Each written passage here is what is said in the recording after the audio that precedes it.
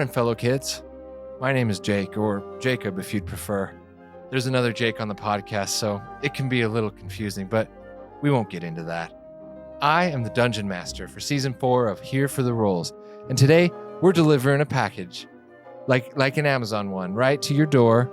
And inside it, you could open it up and you'll find a neatly wrapped Here for the Rolls Season 1 recap. To prepare for Part 2 of the Ceylia Chronicles, we're going to fly through a summary of the major happenings that occurred along the long 54-episode road that the Yeet fleet walked. Keep in mind that even as long as this recap is, there are so many funny, interesting, and emotional moments of detail missing that you can really only get from listening to the season. This is pretty much just a recap of main story events and character arcs. Let's begin. Our story began in the mountainous mining town of Northreach, the home of the dwarves and more specifically, the McTormands. Among the noble dwarvish family was Franny McTormand, an irregularly tall, good-hearted young woman who could swing a pickaxe like you'd never seen. Franny's home, Northreach, was also home to the richest platinum mine in Ceylia, making dwarves big players in the continent's economy. Tragically, though, the mine also led straight to the Underdark, which resulted in a raid of Northreach by drow. This caused the deaths of many dwarves and a number of Franny's family members. Soon later, the continent's military government, the Ceylian militant, came to the dwarves' aid and planned an attack on the Underdark and the drow home base, the Norxador Catacombs. Required to make this mission a success was as many talented adventurer mercenaries that they could find. They found 4. In addition to Franny herself volunteering for the mission, she was joined by a young but grizzled half-orc bard who went by the name of Lil Brisket, who was ordered to join the mission by the Ceylian militant. They could give him orders because orcs were enslaved by the human militant after a bloody war between the two just 11 years ago. Lil Brisket had a faithful camel mount he called Sugar Cookie, who had mysterious magical power and shared a deep connection with Brisket. The third member to join the mission was blue and gold-scaled dragonborn druid Madison Ulysses Meshran, or Mum for short. Mum was a member of the nearly extinct dragonborn clan, the Meshrans. The dragonborn had been afflicted by a virus they were calling the dragon flu and were dying out quickly. Madison joined the mission as a way to seek answers and hopefully make the right connections to be able to save his clan. Mum and the dragonborn also served Cord, second of the 3 gods, and Mum was known as Cord's thrall, a sort of chosen one figure who was prophesied to lead the Dragonborn to salvation. Finally, the daughter of the High Commander of the Ceylian militant, Elizabeth Dimitru, joined the party on orders from her father, Dimitri. Elizabeth was a sorcerer and had inherited the magical draconic bloodline from her father. After the newly formed party reported for duty on the day of the mission, they stormed the Norxador Catacombs, meeting the Norxador family, killing most of them, and successfully collapsing the pathway from the Underdark into Northreach. They also encountered Tharizdun, the 3rd god, who took the form of a mind flayer. Unfortunately, Elizabeth was killed in action during the escape and was replaced by Dimitri's other child, his son Edson. Edson was a cleric dedicated to the goddess Erithis, and while devastated to lose his sister, was eager to join the group and head to 5-Step Citadel. Oh, and they also brought back the simpleton younger brother of the Norxador clan, Tishan, and believed he had a good heart despite his family. They left Tishan with Franny's sister Babs, who also helped them on the mission. And then the party headed to the capital of Ceylia, 5-Step Citadel, to attend a masquerade ball thrown in their honor, recognizing their success on the mission. 5-Step was a city built into the mountains in the northernmost area of the continent. The city was shaped like 5 gigantic stairs, with each step home to a specific section of the city as a whole. The ball was happening at the Tower of Erithis on the 5th and top step. Before the night of, though, they had to spend some time around the city making enough money to purchase themselves a fantastic outfit from Madame Z's Fashion, the most prestigious and expensive boutique in the city. Before heading to the ball, they met Melgoth Havenforth at the Mages College of 5-Step. Melgoth was an old, wise wizard and archmage of the college. He would be quite involved in the party's journey going forward. Once they were decked out in their swanky new threads, they donned their masks and entered the masquerade. Also on their way to the city, the party encountered a mysterious man in a ninja-like metallic green mask. He seemed to consider their safety a priority. They saw him again just as they arrived at the ball. He was watching them from a corner and beckoned them over. The mysterious druidic ninja tasked them with keeping their eyes open at the ball, as there was danger and conspiracy lurking in the background. This proved to be true as the party encountered and killed 2 agents of Tharizdun, third of the 3 gods, in the archive below the tower. Shortly after this, the main announcement began. In true performative fashion and with carefully rehearsed precision, lead scientist of the Ceylian militant, Fabian Derakoi, led the announcement. He congratulated the party, now self-titled the Yeet Fleet, on their success in sealing the Underdark. After paying respects to our 4 adventurers, Derakoi unveiled his new plan for Ceylia that was heavily rumored to be unlike anything the world has ever seen before. Well, this certainly proved to be true. To demonstrate his new development, he murdered Debariah, the wife of the militant's Lance Commander Zarius, in front of the entire ball. People were outraged and confused, of course, except for members of the militant, who remained coldly calm as the woman's blood spilled over the stage. Fabian smiled and lifted his gaze to far above the cylindrical tower, from where a blinding golden light descended to the main ballroom. The light faded to reveal a resplendent and radiant winged woman, clad in brilliant cyan and gold armor. This was the goddess Erithis herself. As the people watched on in awe, Erithis beckoned to a side door, where Debariah walked through alive and healthy. The corpse of the murdered Deb, though, still lay on the stage, lifeless and bleeding. This was seemingly some sort of clone or copy, and indeed Fabian Derakoi and Erithis together revealed the secret project they had been working on for years. The doubling. The doubling was a combination of divine magic and highly classified science that amounted to a disturbing attempt at immortality. Through the process, a clone of a person would be created but remain docile, a personality-devoid husk until the point which the original subject died. Then, the personality, memories, and abilities of the original would transfer into the mind of the double, thus completing the perfect copy and preserving the life of the original. Also, the double bodies would age at a much slower rate than the original, providing an intriguing and tempting security blanket for the people of Ceylia. The unveiling was met with applause and tears of joy, with the exception of our heroes, the Yeet Fleet, who immediately saw this to be an immoral and evil venture, even though they didn't know exactly how or why at the moment, just that it was bad and clearly some sort of trick. After acting up and causing a ruckus, the party who had arrived as guests of honor were thrown out as heretics, and thus began a new journey with a new goal: destroy the corrupt goddess Erithis and her Ceylian militant, and stop the doubling from happening. And so the journey took the Yeet Fleet out into the world once again. Having joined Brisket's father, Big Chuck, and his engineer genius goblin ally, Grinkle Gaslight, they broke Brisket's mother, Aurelia, out of prison in 5-Step, the Octagon. Grinkle revealed his airship, the Typhoon, and the party boarded it to escape. The Typhoon was currently the only airship in existence. Then, they headed into the Great Wanderwood, where they learned the identity of the green-masked ninja druid. He was Jagan Dewfinger, of the noble wood elf Dewfinger family. Jagan was the keeper of the Elder Tree, as well as the Green Lotus, one of 4 agents of a secret order of information brokers called the Kyodai. The other agents were the White, Red, and Blue Lotuses. In addition to espionage and information gathering, the Kyodai resided at a temple on the Isle of the 4 Elements, and were the keepers of elemental balance.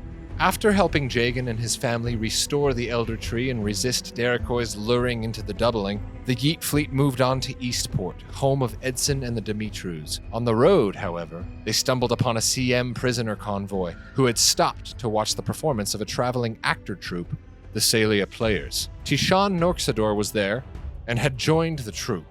During the performance, they found themselves in an intense encounter with Edson's father and the Ceylian militant. They were able to escape and continue on to Eastport. Here they encountered an undercover Ceylian militant resistance group called the Red Bands, led by wealthy Eastport politician Adalbert Variander. During the machinations of trying to dismantle the CM, their armies invaded Eastport and took our heroes captive. Just when they were about to be hanged, the Red Bands intervened and helped the party escape. During the ensuing battle, Franny had an intense face-to-face with Commander Zarius of the Militant and was surprisingly able to convince him that his real wife was gone and that he was following a tyrannical regime. Even more surprising, during this fateful encounter with his father, Edson was able to convince the High Commander of the same thing. With an incredible persuasion roll, Edson got his father to defect and come over to the rebellion's side. Despite these good turns of fortune, though, Erithus herself arrived on the scene at Eastport and effectively sealed the win for the Militant. The party escaped through a portal opened by Jagan and decided their next course of action would be to visit Mum's family, the Meshrans, and the rest of the Dragonborn at the Twin Isles of Cord, in order to warn them against the doubling as well as possibly find a cure for the dragon flu once and for all.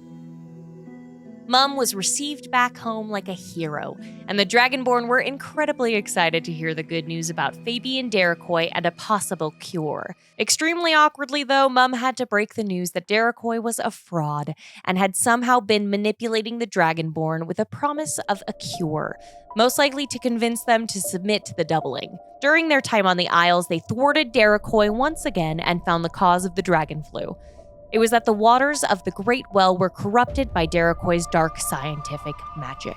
They removed the source of the corruption and led the entire Dragonborn clan to the newly purified well, where they drank the waters and were finally cleansed of the dragon flu. With this win, Mom decided that the Dragonborn would be safe for now and agreed to continue on with the Yeet fleet to bring justice to Derekoy.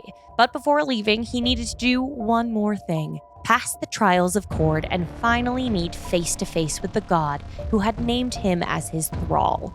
After sailing to the East Isle of Cord, they passed Cord's trials and met the god in his temple. Here, the entire script was flipped once again. Cord revealed what was really going on with the three gods. Erithus, Cord, and Tharizdun each possessed 1/3 of a legendary divine artifact known as the Ascension.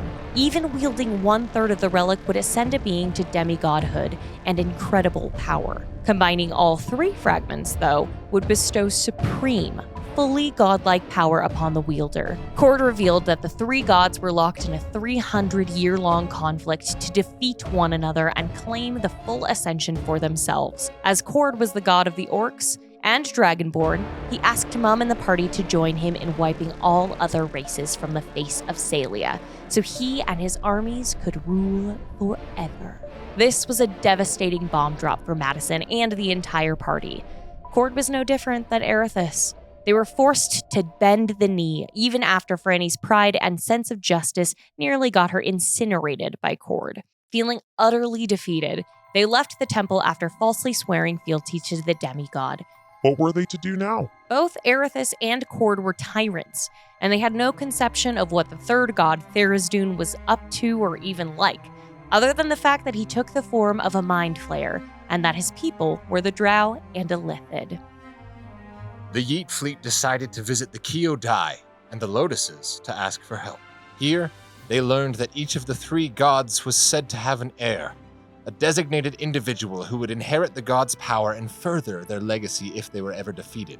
The only way to discover who the heirs were was to travel into the Feywild and locate the Shrine of Prophecy. So, they brewed some magic mushroom tea, which allowed them to see the entrance to the Fey, and they entered. In the Feywild, they went on an adventure full of trickery, mysticism, and more revealed truth. Here, Lil Brisket learned that his camel sugar cookie was actually the vessel for the soul of his grandmother, Queen Amneris of the Feywild. And yes, that meant Brisket was Feywild royalty. His true name was Prince Orin of Summer the Ninth. And after processing this massive revelation, they delved deep into the Feydark, battled Fomorian giants, and found the Shrine of Prophecy. Here it was revealed that Edson was the heir of Erithus, and Tishan was the heir of Tharizdun. According to the prophecy, their best hope of defeating the three gods was to unite the heirs and face them together. So, as they already had two of the three heirs in their party, they needed to find Tishan. After leaving the Feywild, they found 6 months had passed since they'd been gone. and things had gotten much more dire. They arrived back at the Kyodai Temple, where it was now run by Fabian Derekoy and his squadron of doubles. The Kyodai Council and apprentices were captured and held hostage, thanks to a betrayal by the Blue Lotus. The Yeet fleet infiltrated the temple, released the prisoners, and killed Fabian Derekoy. After moving on to find Tishan, they had a lead. Brisket's old stomping grounds, the Orc labor town of Lumbercross, where Tishan and the Ceylia players were set to perform their new musical. The only problem was the remaining 2 Ceylian militant commanders were going to be in attendance. During the performance, Arch-Commander Edgar was a tyrannical disruption, which led to Tishan's wild magic emerging and sparking a fierce battle. Together they killed Edgar and the rest of the militant in attendance and brought Tishan with them. The rest of the adventure took the Yeet fleet back to Northreach and then to an underwater temple where they faced a beholder and communed with the ghost of a paladin of ages past, Isron, who was once a noble guardian of the 3 gods. Back then, he had been given the responsibility of keeping the 3 ascension fragments in check. If any of the 3 began plotting for power or becoming overly ambitious, Isron had the power to deactivate the ascension fragments. Erithus had betrayed and murdered Isron so that he could no longer stop her from claiming the other 2 fragments. His ghost remained, however, and was imprisoned in the underwater temple and guarded by Zildrish the Beholder. After freeing him, the party learned that he could still deactivate ascension fragments if his spirit was housed in a magical item powerful enough and invoked through the wielder's will. So, they slurped Isron's soul into a magic ring and took the ghost with them to use during the final battles.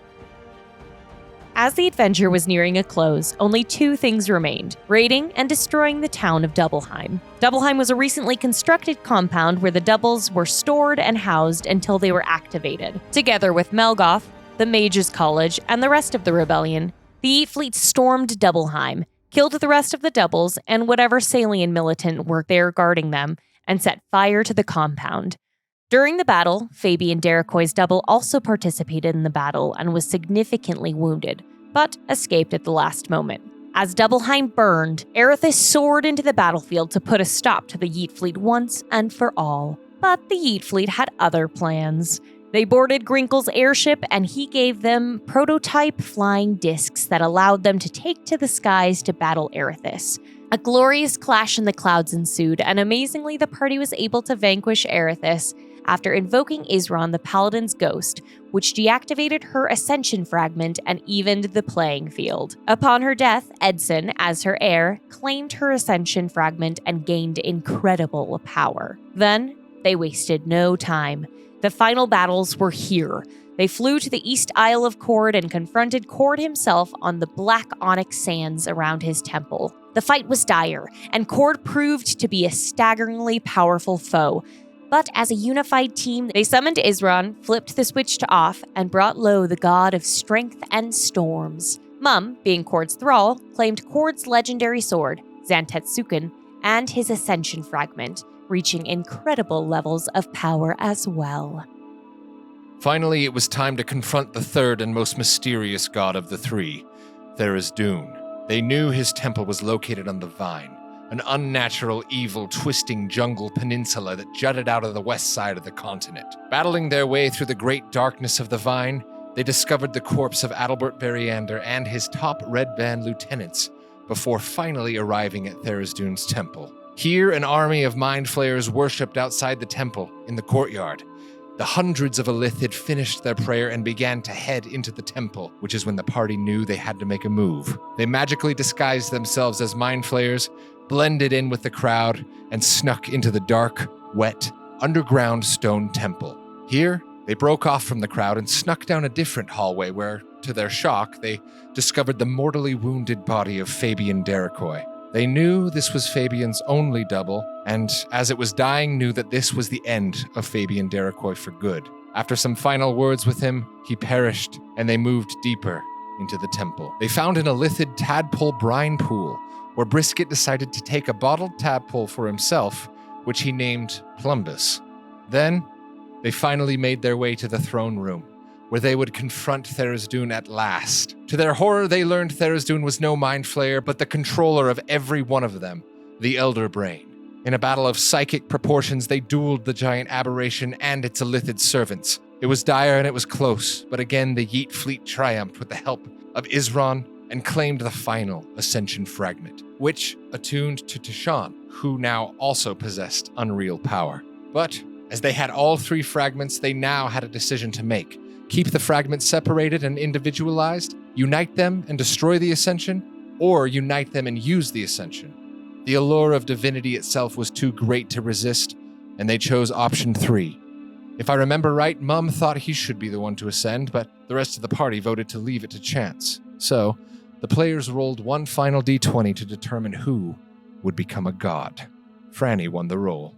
Edson, Mum, and Tishan relinquished their fragments and combined them. The full-fledged Amulet of Ascension was complete again for the first time in over 300 years. As the mesmerizing pendant hovered and glowed before them, Franny placed it around her neck. After a massive flash of light and a brief vacuum of silence, a huge sonic boom erupted and a new god emerged. Franny was now on the level of Shar, Saluna, Tyr, the Dead Three, or any other D&D god you could think of. She could now have her own chosen and had the power to shape the continent of Ceylia however she so desired. And with that, the adventure came to a close. Brisket, Edson, and Madison all remained Franny's chosen council. Tishan left to reform the Ceylia players and find his love Yora, and Dimitri finished his book, an autobiography and story about his journey leading the Ceylian militant and then defecting from them. As our adventure unfolded, so did multiple romances. Franny ended up marrying Jagan Dewfinger, Mum married the Seyholm captain of the guard, Gammon, Brisket had an upsetting fling with Yana, and Edson came out as straight, even though maybe he had a thing for his childhood friend Brennish, who was also the Red Lotus. And now, as we get ready to begin part 2 of the Ceylia Chronicles, 25 years have passed. The gnomes of Westport, thanks to the generous and consistent funding from Franny, have pushed technology forward a bit, and 5 new heroes prepare for an adventure bigger and crazier than anything we've done yet. We look forward to bringing you a new epic story, and also thank you for listening to Here for the Rolls. Check out our Patreon at patreon.com/HereForTheRolls, Instagram and TikTok at _Snack Studios, and subscribe right here on YouTube as well. Thanks, everybody. Now let's friggin' roll.